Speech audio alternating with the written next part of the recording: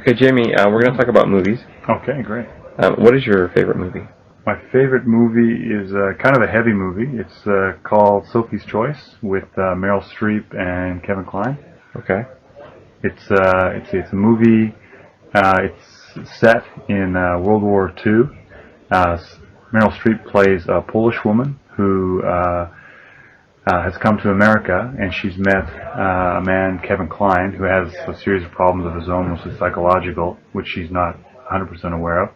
And she does a bunch of scenes where she thinks of the past and the very difficult decision she had while during the war, living in Poland.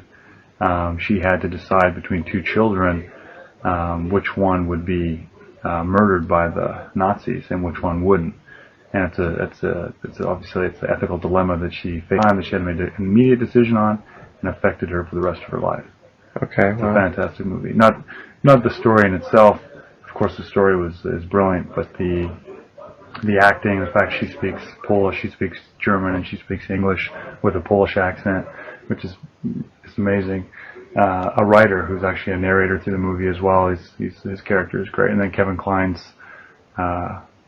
basically a psycho character because he's a little bit deranged in itself. It's pretty neat. So all in all, the characters, the plot line, the movie, it's fantastic. Okay, great. Sophie's Choice. Sophie's Choice. I think actually won an Academy Award in 1985 or 84. Okay, great.